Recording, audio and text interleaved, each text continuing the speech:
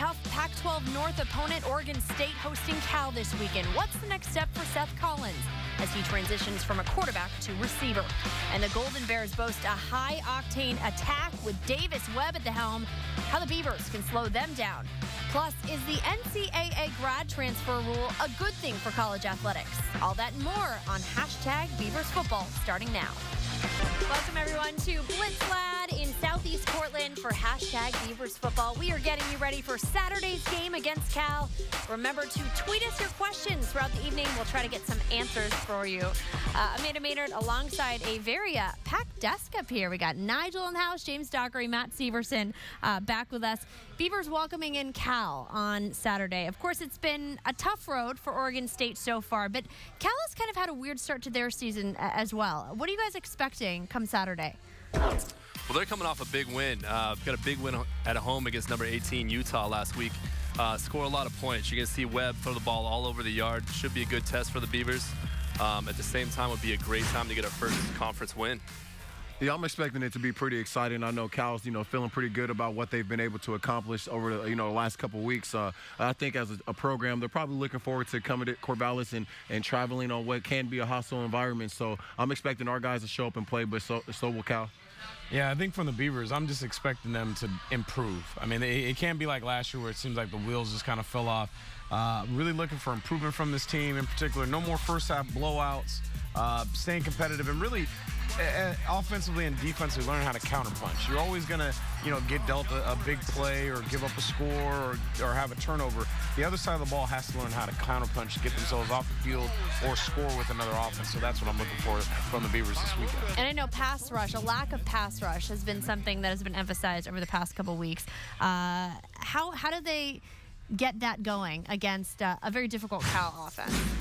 Well, it all starts up front, like we talk about every week. There's ways that you can get to the quarterback with adding pressure and blitzing, and I think coaches have been able to do that. But when you start talking about adding blitzing, the guys have to make sure they're running their correct blitz lane. So there's a lot to that. Matt, what do you want to see on offense improve going forward? I think we need an identity, and there's a lot of coaches talk about that. Basically, what that really means is we need to have a bread and butter, something we can rely on. It seems to be the running game a little bit. Pierce was getting it going last week. We all know what Ryan Nall can do, but it just seems like we're just kind of hoping and wishing right now, getting some offensive success. We need to establish the run and then build off that, hit some passes down the field. But I'd like to see us start, like Nigel's saying, throw some answers up to his opponent's score and keep it competitive and grow on what we've been able to do so far. Yeah, I mean, I think the original question posed was what needs improvement. So I made a list.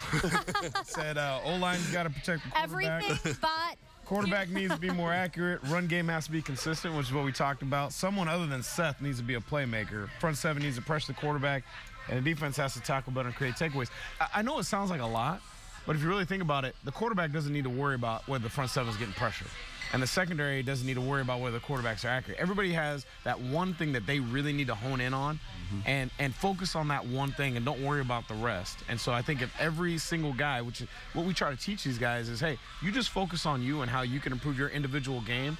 And if every guy takes that to heart and really does that, that's how you end up improving and winning games. Well, to piggyback on that, you need someone to step up and make a play. Someone on defense step up and make a big play, or someone on offense break one, and that will get everybody going. That will get the confidence going. Guys will start feeling better about themselves, and that, you can steamroll that into many, big plays and get it going in the right direction, but we just need someone to do one. Yeah. And I know Kevin McGivern said this week that he really feels like they are closer to consistency, especially on the offensive end. Do you agree with that? You still feel like they're a ways away from consistency? I don't know if I would say they're closer to consistency. They are closer to being a good football program and a good team than people realize. Are given credit for. Yeah, I mean, there have been some halves and some games that they put together, and it's just been these little blips that have made the score go sideways. Yeah. But that second half of Boise, they play that against most teams. They're going to win a lot of football games. They play like they did against Minnesota. They're going to win a lot of football games. It's just been the inconsistency and not being able to put two halves together. I think that's really hurt them. Limit the mistakes. Yeah, I want to look back on that schedule, too. It's been a tough schedule. I mean, 2 top 25 teams and a solid Minnesota program. So, again, I think we play solid teams. I think that we're better than we've looked, but I want to see that also. Later in the show, we're going to talk more about the offense. We're going to focus in on one of the bright spots of the unit, Seth Collins. But after the break, we are introducing you to Cal quarterback Davis Webb. He is one of the nation's most prolific passers. How the Beavers stack up. Play CSN's Trivia Challenge games and be part of biannual tournaments that could win you $2,500 and prizes. Find games at csntrivia.com. And remember to tweet us your questions using the hashtag BeaversFB. We'll try to answer some of them throughout the show. I know you got lots of questions about this team. We're diving into Cal's offense. Obviously, you can't look at that offense without talking about Davis Webb, one of the nation's best passers right now. What is he doing well? Well, Everything? Well, I mean, you got 8 different receivers that have touchdown, catches, and that means everybody's coming to the party. Everybody's getting some share of the pie. So when you have a quarterback like that that's getting to everybody, it makes you want to run your routes way harder because you know the ball could be coming. Yeah, he does a good job of looking down the field. Like Doc said, if you're hitting 8 different receivers for touchdowns, you're going through your reads, you're going through your progressions, you know what you're looking for, you know where you have an advantage, and you're exploiting it. So he's played really well. And then just briefly watching him so far this year, whenever he gets pressure on him, he seems to be able to escape the pocket and make a play down the field. He doesn't get rattled. He stays very calm and delivers the ball. So he'll be a challenge for the defense for sure. Yeah, I mean, everything those guys said, and the fact that, honestly, he's very accurate. He's tall. He can stand in the pocket. If it starts to collapse around him, and he looks like Matt said, he doesn't panic, and he's got playmakers at the wide receiver spot. I mean, Chase Hansen right now is on fire. They have a young freshman who's one of the top wide receiver recruits in the country, who's offered everywhere. Florida State, you name the school, he had an offer, left the South to come out to Berkeley because he wanted something different. And so they've got a lot of talent around him. The thing that gets understated is the fact that they've got 3 running backs that are real dudes. Vic Nweary is a real dude. And so if for some reason you bottle them up in their passing game, they can run the ball pretty effectively. So they're pretty scary offensively. One of the things that a lot of NFL scouts have been talking about in regards to Davis Webb, not only his accuracy, but they talk about how quickly he's getting the ball out. When you look at that, how do you, as a defense, counter that necessarily? Well, you got. Yeah, go ahead. No, go I ahead. mean, I think like what we did good. Reason why coach comes out there for corners like myself, long, get up there and disrupt timing. Because if you know a guy's gonna get it out quick, you want to be closer to the receiver rather than being 8 yards off. So that's one way you can combat that. Yeah, and I think you teach defensive linemen that, look, if you can't get sacks, if you can't get pressure to the quarterback, that's when you get your hands up and you create lanes. That's what makes Davis Webb a little bit difficult to defend, because the guy is 6'4". He's got a delivery that's over the top, so it's almost like he's a 6'6", 6'7" quarterback. So it's hard to get your hand on the ball when you can't get to the quarterback because he's getting the ball out so quickly. So it's going to be a daunting task. Chad Hansen, his favorite target, and a pretty interesting story there. Transferring from Idaho State, nobody really wanted him. I was reading an article, and they were saying he was sending out emails, 15, 20 emails a day, trying to get someone to take him on. Cal finally saw some talent, and he's just had an incredible season. What do you think makes him so successful? He's kind of an enigma when you watch him, because when you see him, he's not the fastest guy on the planet. He's not the biggest guy. He's a little bit, and I don't want to make this comparison, Mike Hassish, but I was just going to say that. He can play the ball in the air better than most guys. Trust me, it's not because of how he looks. I don't think Mike was that good-looking of a guy, to be perfectly honest with you. But no, the way he attacks the football is a lot like Mike used to. He can make the difficult catch, all those different things. And so, and he knows how to find windows and get open. It's one of those things, like Nigel was saying, it reminds me a little bit of Mike Hass. Just because he's a playmaker. There's no reason for it. You can't look on paper and say, well, he's bigger, faster, stronger. He just somehow ends up at the end of the play, the ball's in his hands. Or if there's a jump ball, he's going to come down with it. And you saw the numbers. He's got double the receiving yards than anybody else on the team. So Cal found a little diamond in the rough right there. Yeah, no doubt. Hashtag Underdog Nation, because I don't think anybody knew who he was at Idaho State or anywhere across NCAA. So, kudos to guys like that who aren't the biggest, strongest, or fastest, but are getting it done. Making plays. Hey, Tristan, you got your hands cut out for you, but I got faith in you. He definitely looks like he belongs in California much more than Pocatello, Idaho, though, I will say. Kind of got that pretty boy. Exactly, tan, blonde hair. Has to not look like he belonged in California, that's for sure. No. He was straight Portland, Oregon to the heart. All right. So last night, Doc, you gave us your top 3 defenders. We asked you to vote online who you thought was your #1 top defensive player of the season. You voted an overwhelming amount of you saying Treston Decoud. Do you guys feel that that's pretty accurate? Treston Decoud has been the best defensive player so far of the year? I thought he's done a great job. He's made a lot of plays. There was one play against Colorado in particular where he jumped inside and let the guy get around to the outside, which was just, you can't do that. That just drove me nuts. I jumped off the couch on that one. But besides that, he's been solid. I agree with the public. He's been maybe our most reliable defender. Yeah, I mean, you guys know I'm a big fan, so I'll just let it go to Coach.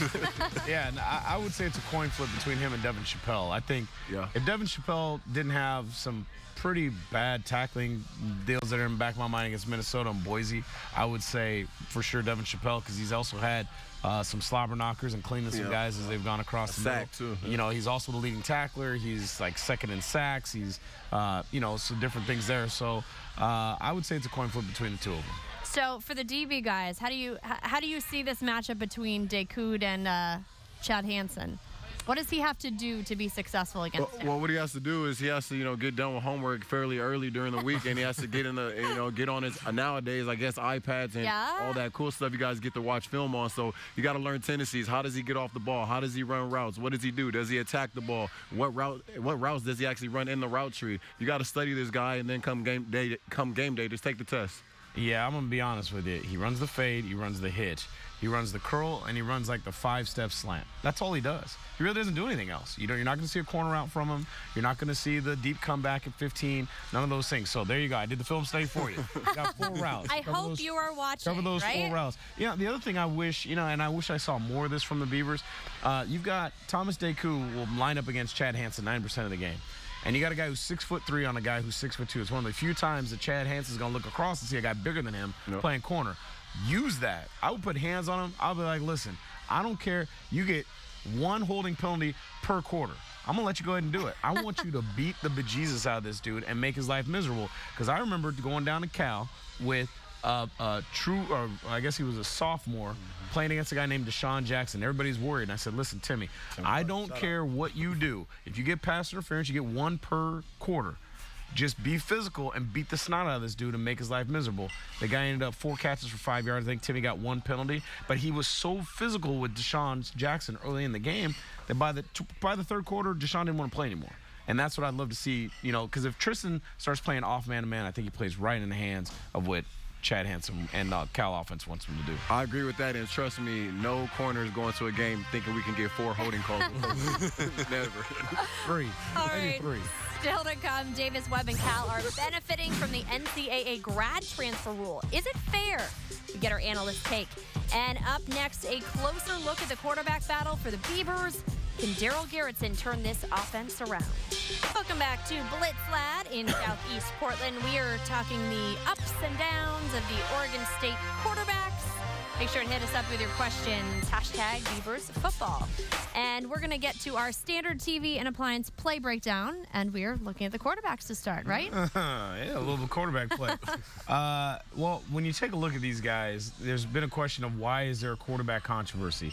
And if you break down what happened at the beginning of the Colorado game and Boise State, you can see why there's a little bit of angst in the quarterback room. So if we go to the actual film, and that chubby dude right there in the white. They're looking good. No. God almighty, he needs to do crunches. So here's exactly our route combination. It's just a sit. We used to call this snag. Sit, flat, corner route combination. Those 2 defenders from Colorado have the 2 wide receivers from Oregon State. However, there's a mix-up in coverage. And here, what you try to teach the quarterback, if you freeze it real quick for me, is what you're trying to teach the quarterback is you need to get your shoulders all the way around. No different. Your shoulders should look like you're standing in the pocket, even though you're moving, which is why it's difficult for a lot of right-handed quarterbacks to move to their left and throw the ball accurately. But you work on this all the time. So as the play actually continues, you can see that all the room that Daryl Garrettson has to hit Victor Bolden, and he misses.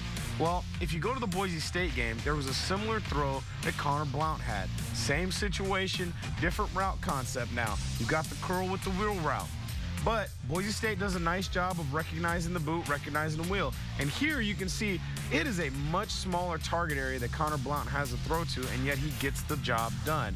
That's why I think the door was open, truly, for Connor Blount to take this job in the Colorado game. Unfortunately, he was just as inconsistent in terms of his accuracy, really didn't take the reins. And so if you have two guys that are a similar skill set, like Connor Blount and Darryl Garretson, in terms of just purely throwing the football, and they're both having accuracy issues, the thing that you do then is you go with the guy who's got the experience, the leadership, and the moxie. And there's no question in that locker room that the answer to that question is Darryl Garretson, which is why Darryl Garretson continues to be the starter for the Beavers. Do you imagine that if Darryl Garretson has a similar performance as these last two games, obviously Boise, they said he was dealing with a leg injury of some sort, do they then go to Connor Blount in the second half? I mean, does this continue, or you need consistency there? Listen, if you come out of the game against Boise State and your completion percentage is about 69%, that's nothing to sneeze at. People didn't like the yards, but if you watch the film from not a TV angle, nobody's getting open.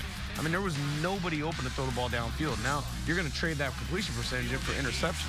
And so to somehow blame him for the lack of yardage makes no sense. Matter of fact, there were a few times they tried to throw guys open. They tried to throw Jordan Billman open, who didn't, once again, make a play for him. So at that point, all you have left is a check down.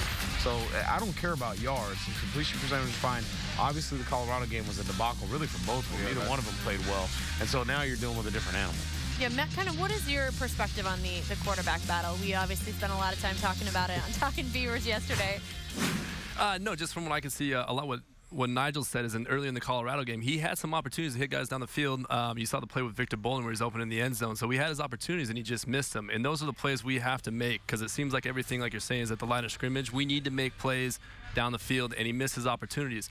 At the same time with Garretson, I like how he handles himself out there. I like his posture. He's gotten really good at run the option, and he's making athletic plays and cuts up the field and picks up 5 or 6 yards when he can. Looks more settled than Blount does at this point, but he's got to hit those throws. And if he can do that, we can start playing again like we were in Minnesota and start getting things going on offense. But we need to see it. And Gary says that he's not looking over his shoulder, that this is his job right now. But is there something to be said for a little pressure behind you, knowing that, yeah, Connor Blount hasn't played well last week, but there is somebody behind you to take your job? Players know. Like, if I come out and I give up 2 deep balls this week, I mean, I could have been eating barbecue with Coach Byrne all summer. Could have been hanging out, but hey, we got mouths to feed. I gotta pay bills. I know about those nowadays. And so if you're not getting the job done, you gotta believe that somebody's gonna get an opportunity too. Yeah, I mean, that's the beauty of the game. This game teaches you so many life skills about, everybody deals with pressure. You got a wife, 2 kids, a mortgage, a car payment to pay for. You have to learn to be able to go to work and perform. Yep. And so, everybody's under pressure, including coaching staff and everybody else, and there's nothing wrong with that. That just got real serious with the wife and 2 kids. I know, lots of bills to pay. Trust me, my life. It's serious, though. It's competition. I'm sitting on sets at 10 p.m. What do you think I'm here for? I got a mortgage to pay. Coming up a little later in the show, we're going to break down how the Beavers offense matches up with Cal's defense. But up next, we're discussing the controversial grad transfer rule, what Gary Anderson thinks of its impact on college football. And we are breaking down Oregon State's matchup with Cal. Don't forget to tweet us your questions using #BeaversFootball.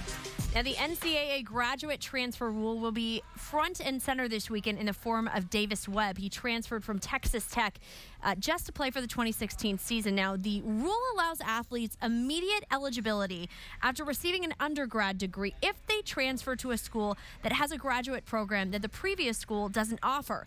Gary Anderson had some pretty strong opinions when it came to the rule when he was asked this week. I've thought long and hard about this. What I would like to see, and I'm all in it for the kids, if it's an option to transfer and an option to leave, and it's an academic thing, right? That's what we're talking about. That's why we made the rule. So if that's really why we made the rule, then let's do the studies and see how many kids have got that degree that they went for. And if that holds up, I don't know. I'm just saying. I'd like to know the facts of when those kids transfer because they went to that school because I had that degree, right? Not to play football. We've talked about that. That's why the NCAA made the rule, to give a kid an opportunity to receive another education. And the football is a great part of it, but have we lost track of that? All right, and Washington State head coach Mike Leach speaking out in favor of the rule. He said what it is essentially is a reward for guys that graduates. Why not? The other thing is that I honestly think it's more motivation for a guy to graduate quickly. So obviously a lot of opinions on this rule. I just want to go down the line and pro, con, do you like the way the rule is set up as it is? I do like it. I agree with Coach Leach there in that if a guy takes care of business and graduates, it gives him another opportunity that he otherwise wouldn't have. The other big thing is, this window in your lifetime closes so quickly that, if you get a chance to go play somewhere else and be out on the field and get that experience, why not go take the chance to do that? Yeah, I think I'm with Coach Leach on that one. Not that, Coach Anderson said anything, wrong or anything like that, but I just think when you think about a position like quarterback especially, there's only one guy that can play that. At corner, you can have 3 guys, maybe 4 guys, depending on the package, but when you're playing quarterback, there's only one guy, and if, a guy like Sean Mannion walks through the door, he might start for 3 years. That's just what it is. So I think I'm in favor of that. I don't see any big deal about it, especially if you're getting it done in the classroom. You should be rewarded for that. Yeah, I was staunchly for this rule. I just felt like, you have a covenant. You have an agreement between the student-athlete and the university, and if the student-athlete holds up their end of the bargain and gets their degree, they've been there for 4 years, it should be up to them whether they want to finish out there or they want to go try something else, maybe move up like Vernon Adams did or challenge themselves, or maybe they're just not happy where they're at. Gary Anderson started to sway me a little bit with the graduation deal, and I get that. But the more I started thinking about it, I started thinking of guys like Davis Webb. I started thinking of guys like Trevor Knight, both those guys would have been backups their senior year after going through so much just to be at Texas Tech, just to be at Oklahoma, to sit and hold a clipboard your senior year. I mean, how fair was that? Now you've got one guy who is blowing things up and is now a legitimate high draft pick at Cal, and another guy who his team is struggling just to get bowl eligible, his old team, and now he's the quarterback of the number 8 team in the country. So those have become great stories that could have been ruined if that rule didn't exist. And maybe you have some tweaks. Maybe you say, all right, you get 4 of them, and if you don't graduate 1 in 3 years, one of the spots gets taken away, like an APR, or you say it's like an FCS rule, that if you don't have 2 years of eligibility, you can't make that jump. Maybe you could tweak it that way, but kids have to have the ability to control their own destiny if they hold up their end of the bargain. But what impact does it have for the short-term solution in college football? I mean, you're seeing it even with Oregon in their quarterback situations. I think it was Bronco Mendenhall that was talking about what does it teach kids? Essentially, like loyalty. Are you missing out on that loyalty piece? Well, first of all, college football. Yeah, you were there for 4 years, and you've had a lot of assistants, I'm sure, leave that program. So how about that loyalty? So let's start there. And the amount of times that those head coaches fire assistant coaches who have moved their whole families and all that to be with you, and you fire them. So I don't want to hear any speeches from any head coach, and I was one of them talking about loyalty. Get up out of here with all that nonsense. All it comes down to is that dude held up his end of the bargain. You want loyalty from him? Treat him right. All right, so how about that? You treat them right, they'll stay on your campus. And the other thing is, listen, and like we were joking about before when we were off air, don't be mad about the rule. Get you one. Go get you one. I promise you right now, if you had a guy like Deshaun Watson wanted to transfer his senior year to Oregon State, you'd take him in a heartbeat. So if you don't, go get you a guy that can help you at whatever position you need and put feelers out. But don't be mad about the rule. All right, if it fits. And you got to think at the end of the day, it's doing more. Is doing more good than harm, right? You're giving kids another chance. Like you brought up Trevor Knight, he's having the year of his life right now. I guarantee you, he's having a ton of fun, more fun than he would be having if he's holding the clipboard at Oklahoma. And I think you give more kids a positive experience than you're doing harm when kids are trying to explode a rule. Right. So I think at the end of the day, that's what it comes down to. So, and this may not be completely applicable at Oregon State, but I have seen with some of the smaller schools saying that bigger colleges obviously have an advantage because you have to have a unique grad program that the other one doesn't. And in college basketball, they've talked a lot about those mid-majors kind of losing that out. I mean, do you think there's an impact there that kind of the creme de la creme are always going to get more? That's how it is in life. I mean, since when did life become fair? I mean, sometimes it's like Coach said, if Deshaun Watson was an agricultural student and he wanted to go to Oregon State, we wouldn't be having this, not that Coach Anderson wouldn't be in favor of it, or he is or he isn't. I'm just saying, it's like sometimes certain situations work out. Think about that. If Webb had stayed, the only other quarterback that's throwing for more yards than him is the guy that beat him out at Texas Tech. So. Yeah, and I don't buy that argument either, because each university has its own requirements, period. So, is it fair that, a bigger university might have more, good grief, I can't talk, more graduate programs? But then again, is it fair that Stanford has such requirements they have just to get into Stanford, yet they're still beating everybody. I was just going to say, So- you're not going to see me wearing the Cardinal red because I was never going to get into that school, right? Yeah, so I mean, there's requirements about every single institution in addition to whatever the NCAA says are the minimums to actually play Division I college football. So what you do is what every coach does. You find a way within the rules, and some coaches figure out a way to even go outside of those, to get the best players you can within your program. And you work within the rules that you have, and that's a rule right now. So I would say you find a way to take advantage of those rules. And in the end, it was to benefit kids. It was to give kids the freedom to do what they want to do after they've held up their end of the bargain in the classroom. And at that point, I don't see what there is to complain about. Staunchly pro. I kept trying to give you some arguments to turn, but you didn't take it. All right, a little later in the show, we are talking Seth Collins. He's weighing in on how he thinks the transition from quarterback to receiver is going. But first, a look at Cal's defense, how the Beavers match up. Of course, there is no one closer to the Oregon State program than our Mike Parker, and we are getting his take on how this offense matches up against Cal's defense. Well, thank you, Amanda. Yeah, I really believe that the Beavers, even though things have not gone well, we've all seen that, have a chance to perform offensively much better than they have, simply looking at who's across the line from them. I know everyone agog right now about California's goal line stand against Utah. That was impressive. So they will come in here with probably an extra spring in their step defensively. It is true, however, that the California Bears defense last in the Pac-12 in rush defense, giving up 250 yards per game, a little bit under that. They've allowed opponents 2 different times to rush for over 300 yards. I thought the Beavers showed a decent push early in Boulder with that kind of revamped offensive line. Another week together for what is now, in some respects, a veteran group with Sean Harlow returning, Gavin Andrews, Dustin Stanton.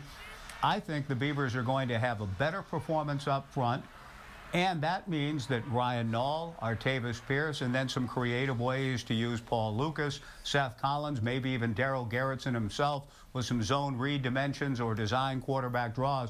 Whatever the case, Cal is brilliant offensively. So the Beavers can take a page perhaps from Utah's playbook and try to grind some drives out, use the running game, take some pressure off of Darryl and or Connor Blount as a thrower, and give the Beavers a chance to keep the football, rush the football, and win this football game. All right, so as Mike was talking about, Cal, a very bad defense, particularly the run defense. Is this a good time to get this offense back into a rhythm? Do you see an opportunity here? Absolutely. I mean, every week, obviously, you have the opportunity. But I think it fits well because rushing the ball is probably what we do the best right now. And as long as we can stay in the game, eliminate those mistakes we were talking about earlier, and keep it close, that allows us to pound the ball all game with our running backs. Pierce looked great last week. We know Nall can do it. It'd be great to see Lucas get a couple handoffs and make some explosive plays. But if we can keep it close, hopefully we can exploit that poor rush defense from Cal.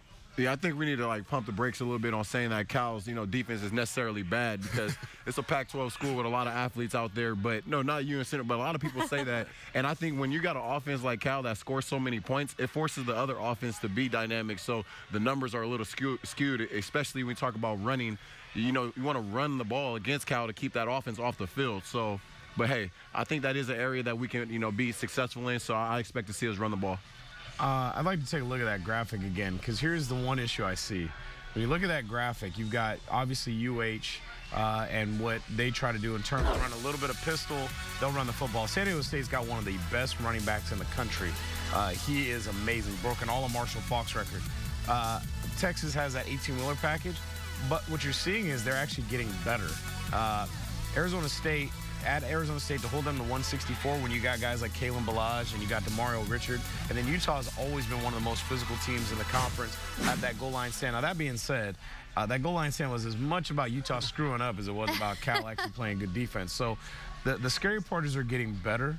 But obviously, I think Oregon State has to take advantage and try to do like Matt's talking about is play to your strengths and try to create an identity by pounding the football. So one of the brightest, the best positives, that's kind of redundant, right? One of the positives of last week's game against Colorado was the emergence of Art Pierce, and we're taking a look at his numbers in the past 4 games in our Flat Tail Brewing Damn Good Moment. We talked a little bit about him on Talking Beavers. Matt, I want to get your perspective on kind of how he's starting to really, get better here. Just more and more experience, right? He's a young guy. First time he's got a little, much of a game look, and he's just getting better every week. But what I really like, he makes quick cuts. He decides which way he's going to go, puts a foot in the ground, and accelerates, as you can see right there. And the other thing that I was really impressed with is he doesn't go down on first contact. He will try to run through you. He will try to carry 2 or 3 guys down the field. So I think he has a really bright future. I'm excited to watch him play. But like I said, we need to keep the game close.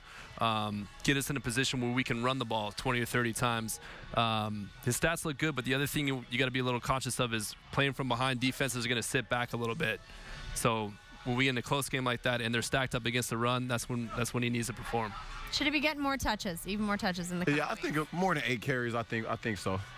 Yeah, no question. And you look at him, he's one of those guys, he's a real dude. Seth Collins, real dude. Bright Uwebu, real dude. Got to find more real dudes like that. Real dudes, as opposed to fake dudes. Hashtag real dudes. All right, Doc's going to get you ready for the Cal game at the OSU Beaver store.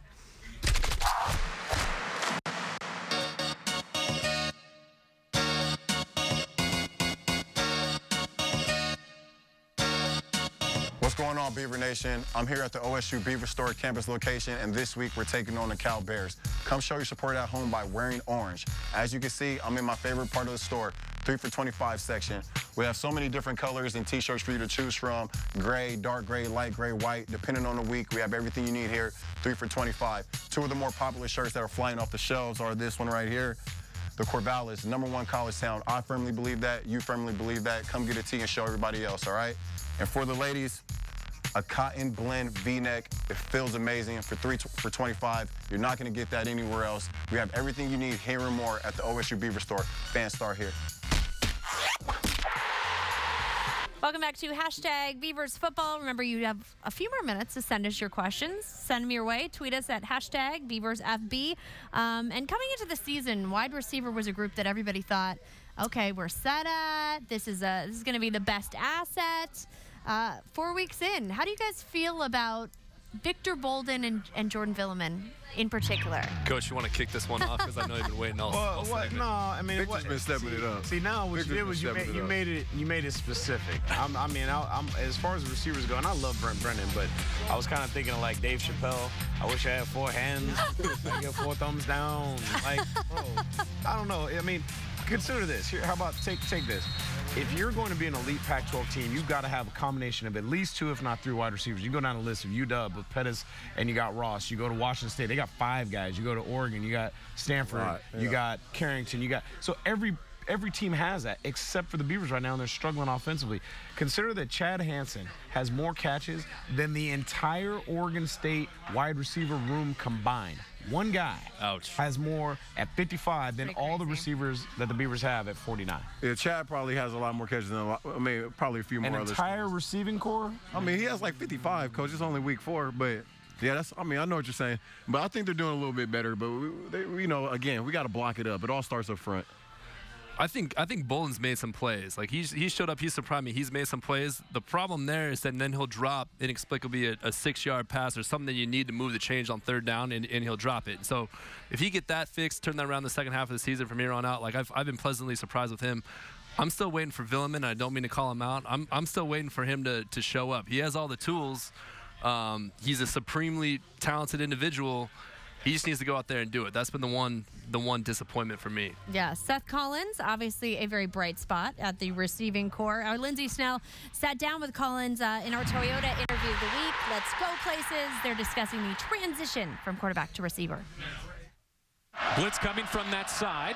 Garrettson stands in and delivers. You called for Collins, and there he is with a 1st down catch. You have emerged as the team's best playmaker, which you were last year, but now you're in a different position doing it.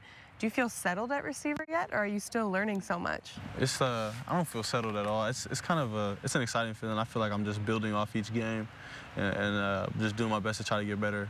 I'm just learning different things that work and don't work, and just like different aspects of the game that go along with wide receiver that I've never faced before. Do you feel like this is a position you could really fall in love with, or have you already fallen in love with? Because I think you could be an incredible receiver in this conference. Yeah, I mean, I love football. I've been playing football, like most since 6 years old. So it's just when I'm on the field and the football touching my hands and I get to do what I do and just play the game out there against, other D1 teams and in front of people that, we get to play in front of. It's just exciting. Seth Collins motions out of the backfield. Garretson looking his way. He's got it on the slant and reaches for a first down at the 30. When Coach first approached you about it, did he say that you already had all the tools to be a successful receiver, and is that sort of how he sold you on it? Yeah, they just said that I'm a playmaker, like most people say, and they told me that, playing receiver, I just gotta, get the little things down and work on them. I took that to heart. In the offseason, I really just tried to work my craft, watch film, and watch other receivers that are like my height, run kind of similar to me, and try to just learn from it, try to just break it down, and I'm still trying to do that right now. And they've got 2nd and 10 from the CU 45. Nice pocket, and the crossing route. Collins over the top, and he somersaults inside the 25. Are there still some crazy hurdles in you that are just waiting to come out? I don't know. I don't know. I can't say I'm gonna go hurdle, but it's just like when it happens, it happens. And I don't know. I love the feeling of making a move and making somebody miss or making a big play. So who knows? So. Yeah, he's been a pretty exciting guy to watch so far. What more do you want to see from Seth Collins as we go forward? Just more of him? Not flipping, not jumping in the air so much. When I see him about doing that, it's funny because he's saying he can't even control doing flips over people. I wish I had that problem. Just stay healthy, right? Stay healthy. No, he's been awesome. He's made a lot of plays. I just like how he carries himself. He's tough. To quote Nigel, he's a real dude. He'll step in there and mix it up, and he does everything he can to pick up every inch he can. So I've been amazed by him. I hope he keeps it up, and just excited to see what he's going to do next. He's got the thing you can't teach. He's the JYD. I'm going to try to get that nickname to stick. Junkyard Dog. The Junkyard Dog. He does not care. The thing that you're going to see as he continues to grow, and if he really wants to make this thing a profession, he's got to learn how to run routes, come out of breaks, catch the ball with his hands, because right now he still uses his body. And then really it's about learning how to release versus press and learn how to release versus when you're getting rerouted. Those are the things that will then help him propel to maybe playing this game at another level and getting paid for it, that he hasn't even scratched the surface of that yet. But he's got the thing that separates guys, just that want to and that dog in him that's like, the ball is mine, get out of my way. And that's the thing you can't teach. He's a killer. He's got that killer personality for sure. Are we close to seeing a receiving touchdown from him? Or I guess that depends on the quarterback play, right? Yeah. There's a lot of variables that go into that, but I think that would be a good one. Seth Collins scores a touchdown this week. All right, coming up next, we're giving you our ingredients to victory, how our analysts think Oregon State can try to get to Cal this weekend. And join us every Wednesday for Talkin' Beavers at 7 p.m. on CSN. Nigel, Lindsay, and James Dockery and I will react to the California game. And hopefully, maybe there will be some touchdowns. And if there are, you will get 50% off with Papa John's. Papa John's ingredients to victory. Again, use a promo code. Did you say hopefully, maybe? You already talked about how terrible they were on defense. We better get some half off people. Right? I mean, you're the one that called them terrible. Get it, right? Well, our producer was very upset that he didn't get a pizza last week. So, Beavers, guys, he needs money for a pizza. We need you to step it up for our man Kyle. All right. Let's get to the ingredients to victory. Matt, you're first. First for the defense, we need to gang tackle. A lot of missed tackles first couple games this year, and then also we're getting drugged downfield for running backs picking up extra yards. So we need to get as many guys as we can to the ball and put ball carriers down. Last week, Colorado's quarterback ran around the backfield and made 4 or 5 guys miss. Can't happen anymore. On the offensive side of things, we need to get a downfield passing game. We've been talking about it all show. Quarterback needs to deliver the ball, receivers in to make plays. Seth Collins, do something crazy, jump over somebody, make a one-handed Odell Beckham Jr. and just make it happen, get in the end zone. All right, Nigel, you're next. For me, I just think that the best defense that the Beavers can play is having a great offense. Keep those guys off the field. So a running game, and I know I said 5 yards a carry, I'm changing it to 6. I want 6 yards a carry because, heck, if San Diego State can have almost 8, the Beavers can get 6. So 6 yards a carry. And then defensively, 4 takeaways. I thought maybe we'd get it against Boise when I called for the 4 takeaways again, and we got dry. But if we can get 4 takeaways, it's all about taking possessions away from Cal's potent offense by controlling the football on offense and taking it away on defense. All right, Doc. Finish it up. Yeah, if we don't get those takeaways, one way to keep Kyle off the field is to make sure that we control the clock. Again, like Coach is saying, 6-yard average for the run game would be awesome.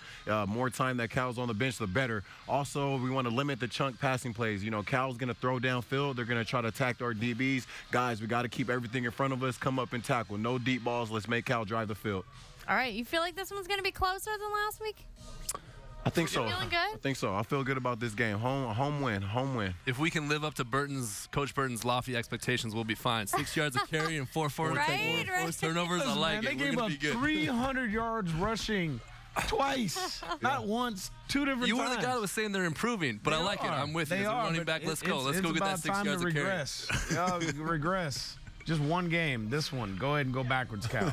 And then stop running the power on the backside of the play like Utah did. That don't make no sense. Night games in Corvallis, though, around this time of the year, they can get pretty tough. So Crazy things if our can guys happen, still have that confidence and that swagger, do us proud because, you know, it used to be an intimidating place to play at night. So let's get it back. And what did I used to, you talked about gang tackling? So don't be a kung fu movie, right?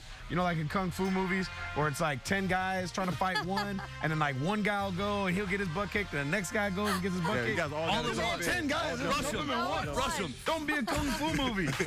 Man. Don't be sitting there taking pictures. Dumb. Get in the mix. All right. Thanks so much for joining us tonight. Have a good one.